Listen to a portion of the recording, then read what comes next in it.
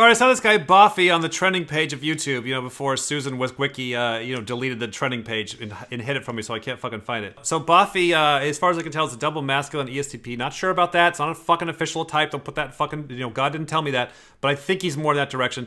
Now, from what I see, he did a Hey Guys video, so I watched that. So he's like, hey guys, sorry I've been gone for a year. I need a restart. And it's just a classic Hey Guys video. Now, we'll get through that. So the videos that he made, I had to go on. It's like he started when he was really young, like fucking 14. So young guy, and so he does like kind of the usual, high schooler YouTuber or whatever. So the problem is that he got really successful at it and started getting a lot of views and making a lot of money and going up and stuff. And so then that came crashing down because he's like, wait a minute, who am I? Do I even want to do this? And then he had kind of the Hey Guys realization, then does the thing where you just disappear for a year. And that's always fun. I've been through that in the RC days. I was very happy that I got into the RC days in 2004, hit YouTube around 2007, 8, 9, 10. We were just going gangbusters at YouTube, and then having a big crash in 2009. And I remember at the time going, I'm so glad I'm doing this early. And I was one of the first YouTubers ever to do a Hey Guys video in January of 2009 up in the hills of Monrovia, California. Filmed it up there like, hey guys, I need to do a restart. And then there's a wave of Hey Guys is coming, years after. Anyway, so the Boffy guy, if I were to take a guess at his type, I'm getting little glimpses of double masculine, or let's just say at least masculine sensory. And poor Shani, this is what she's got to deal with me. Of like, I have this kind of energy. Like, goddamn, like this would be the greatest day for me is like to have a fucking hatchet and just smash a car, right? Also, if I were to take a guess, I would say he's a number one. Now, this is something that Shani and I have been looking at. Conor McGregor, Donald Trump, you're like, what is the Gary Vee? You're like, Arnold Schwarzenegger. Like, you see the extremes. They're like, I'm number one. I'm the guy at the top. Like, they've always been saying that. And then you meet normal people. They're like, no, I just like to hang out, barbecues. They're very community oriented. Like, hey, do you want to build a business? Do you want to do anything? Do you want to shake things up? Do you want to get competitive? No. Barbecues, community. So I think you can see the people on the polls. The extreme number ones, and then the people that are just fucking carefree bumping along, they just want to hang out and have barbecues, which are great, but fucking forever. And as soon as like they move ahead in life, they move themselves back down. They get promoted, they're like, no, I don't want to be the manager. They come back down, right? And then I think the entrepreneurs are in there somewhere in the middle. You have kind of technicians, 401k, kind of the ISTJ role somewhere in the middle, something like that. This is a funny picture. Here's this guy causing it like college humor. Anyways, I'm above the tribe. I'm at the top. Here they are down below.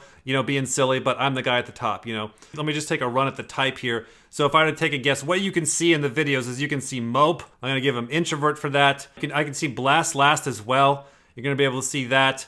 You're going to see a shit ton of DI. You're definitely going to see DI, as well as Observer, fun with the things, and also can kind of see himself. He's like, hey, sorry I fucked you over, but here's what's going on with me. There's a back and forth. He cannot not get stuck with people. Doesn't mean that he's solving his people problems. That might take him 20 more years. But he's at least aware of, yeah, this is where I'm at in the tribe. Here's what's happening. And then a shit ton of OE, because oh my god, I had to edit his videos. What a fucking nightmare. Censor proving it to fucking hell. And then, yeah, it does seem to be logical. And then I'm going to give him sleepover play. So I believe him to be this type somewhere in there, if I'm off. But he should be somewhere in there. I was 14 years old when my channel blew up. A lot of you don't believe me because I sounded a lot closer to 40. But I promise you, I was 14. Freshman year of high school, I remember checking my phone and seeing that I had gained 40,000 subscribers in a single day, when my sub count was only about 40,000, pushing me right to 80. I think I made something like $5,000 that day. Now that does something to your ego, especially as a 14-year-old boy. In 9th grade, you aren't supposed to feel like you're on top of the world. The slight fame that I had stumbled into went straight to my head. Yep. So this is all really good, really honest. This happens to a lot of people. It's definitely a problem if you get too successful too fast, or if you have kids too early, or get married too early, or your business takes off too early, or if you're a fucking YouTuber. This is a classic story. We see this consistently. And what's hard is it gets so lonely because everyone's like, oh, you don't have problems, you have money, you're a YouTube star. And then like, now who do you talk to, right? At the time, I felt, or rather knew, that I was better than those around me.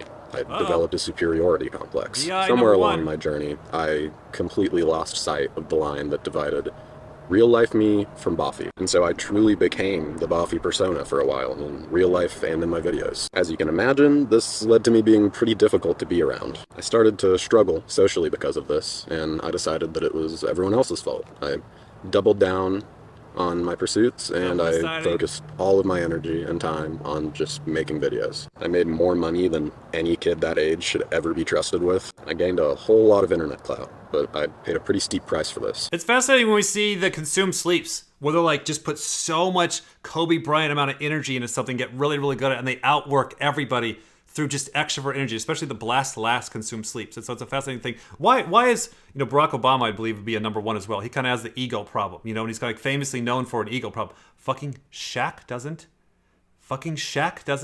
Shaq is friendly. Shaq is very friendly. Is Shaq the same type or about the same type, right? So it's like, what's the deal there? Michael Jordan, Kobe, they have the same thing of like, I just fucking crush everybody. Like I hear that. I hear like normal people, like video, like kids come through every month. We type in all these videos and like these little kids that are just little shit idiots to like crush everybody. And I'm gonna build a business and I'm gonna dominate everyone. And I'm gonna crush everyone. I'm gonna be the best. I'm like, hey. What about everybody else? What about collaboration? What about barbecues? What about friends? Yeah, I'm gonna be the best. I have to be number one. I follow the bodybuilder guys, and I gotta say, it's like one of the most depressing sports to ever follow. It's so depressing. Like I'm slightly gay, so like I like to look at the male body and the muscles and all that kind of stuff in my low SC. So shut the fuck up, don't judge me. So I've been in the bodybuild. I'm a bodybuilding fan, but like I've seen for 20 years now, like these guys like have this very weird like, hey, there's only one Mr. Olympia. Does that mean everybody else sucks? Like go to a competition where there's only one first place guy. What about number 2, 3, 4, like top 10? Like so like the second place guy, third place guy, fourth place, even though they've done amazing things, they just walk away like suicidal. Like, I wasn't the number... Like, why do you have to be the number one guy? I don't need to be the number one guy at fucking Oh. I'm not a number one. I started to realize that when I worked at a gym in 2004. Like, there was a number one guy there. I'm like... I just told him, like, I'm the number 2 guy. I've always said that. I'm the number 2 guy. I'll help you out. You take the tip of the spear. I don't want everybody fucking shooting at me. I don't want to be the number one guy. That's a fucking mess up there. I don't want to crush everybody. I want to go to barbecues every once in a while. I want to have some fucking friends. I can't... When they're saying things like, crush everybody or whatever he said, I'm like, oh, he's just DI. No, it's not that he's just DI. Because I got 500 people on file that are a same or similar type that are also DI or more DI, and they're not saying shit like that. They're saying barbecues. So how do I make sense of that? I voluntarily opted out of a couple of years of socializing that most people use to build a sturdy, supportive social network and find out what they're really passionate about. Instead, I spent all of my time on me and found myself in a position that I honestly hated. I had made my life defined by my goals. I was always chasing the next milestone, and that was it. Not only that, but for some reason, as soon as I hit any milestone, I set myself a new, equally difficult one. After all, what's 100,000 subscribers when you could have 200? 500, a million, 2, 3 million. What's $500,000 when you can go for 5 million? By doing this, I was never fully satisfied by any achievement that I reached. So that's something that's really true. Now, a lot of people don't have that. They don't have the drive. I got to be goal-oriented. I got to make $1 million, $10 million. But if you watch a lot of the successful people, they're 1s and 2s or whatever, so they're naturally like, I've got to keep setting the goal higher and higher and higher. And then, of course, it leads to a lot of burnout and never enough and all that kind of stuff. I remember when I started business, I remember like having to look at that and go, all right, I need to get censor on how much money a month is enough. I remember Gary Vee saying the same thing. He's like, Gary Vee is like, once I make $100,000 a year, I'm good. And like, that is a really good reference mark. But it's like setting yourself of like, be uncomfortable under what's your mark. For me, it's about that. Like if I'm not making at least a few $1,000s a month to be able to pay for all my bills, plus have a little bit in savings right there, I give it a censor number and then, adjust for inflation and stuff like that, adjust for the needs of the business. Like have a censor number that is as high or as low as I want. And then I tell myself, if I'm making less than that number, I'm mad, I'm upset, it's not good enough, I'm uncomfortable. But the payoff is true, is I have to be able to say, okay, once you make that number, go on a walk, do some time out like he's doing, and process and go, no, that is enough. Well, I still have this competitive drive, and I gotta go, hey, you want that fucking urge just to be out of control? Don't you want to be conscious of that? Because I think I'll just keep going. You see some of these aggressive millionaires, they're just like, they have millions and it's just never enough. And they just keep going and they just fucking blow up. It's insane. He's doing a really good self-reflection as he's going back through his fucking hero's journey where the guy like made it too high up and now he's got to go back to the start, go back to the middle and start to go down the bottom and like redefine like, okay, all right, I'm a number one, I'm a competitive guy, I'm masculine, I'm DI, I'm this, I'm that, I'm successful at YouTube. So he's just way up the hill and he's like, all right, so I got some great programs that are running really fucking fast. Do I want to keep these going? Because that's the thing, like no matter what social type you are, or what personality type you are, or what, like these are all just programs that are running. So he's looking at himself, he's looking at what he's good at, what he's not good at, and he's taking some time out and having a conscious processing of like, how much do I want to take this on? So kind of what I really saw from watching this guy is that it's okay to take some time out in life. And for a lot of people, like you see at the Hey Guys videos, it's about what? You're just getting started after a year. If you're off the grid, you're just getting started at a year. It's usually 2 years, 3 years, 4 years, and you start coming back up. And this is a common thing, and I think for a lot of people, is they just don't allow themselves to take 2 years off crashing.